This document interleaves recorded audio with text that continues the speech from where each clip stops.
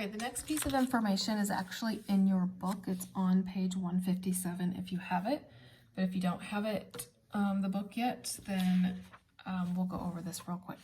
So all I'm going to do is I'm going to graph these four similar to what I just did on the other page. But this time we're going to include an, oops, didn't mean to cross it out, interval notation. A specific way that you write out your answer. Okay. All right, so first let's start with a number line.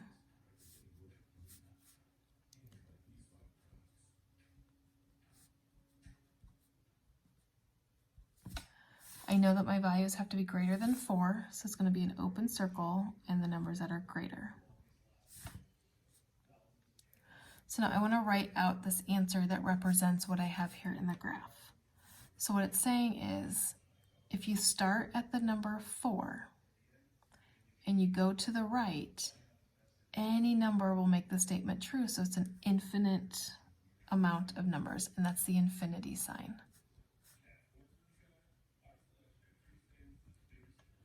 So if you start at 4 and you go to the right, any number past that infinitely will make the statement true.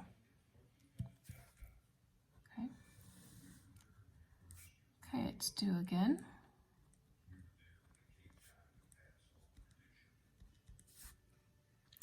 This time it is greater than or equal to, so that makes it a closed circle, but still going to the right, because the values have to be greater than 4, but it can include the 4 because it's underlined, so it's closed. So our interval notation is going to change by one little piece of information.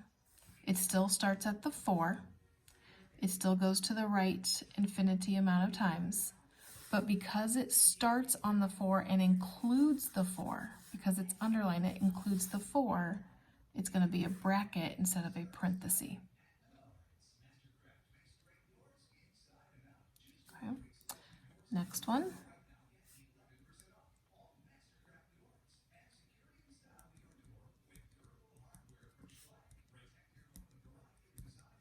Okay. This time the values are less than 4, but not including the 4, so it's going to be an open circle. And this time we're going to go to the left, okay? Because it's any value that's less than 4 that will make the statement true. So now this time, because the arrow is going to the left, that means your infinite numbers start on the left side. So that means you need to have your infinite sign starting on the left. Now it's a negative infinite sign because you're going into the negative direction. It still stops at the 4. It doesn't include the 4, so it's a parenthesis. Okay.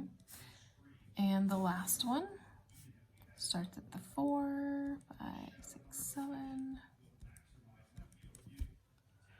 This time it's the values that are less than 4, but it includes the 4. So we have a closed-in circle.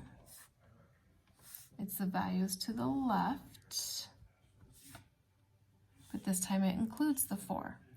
So because the first thing you see is the arrow in the line, it's still going to be the negative infinity. It stops at the 4, includes the 4, so it's a bracket.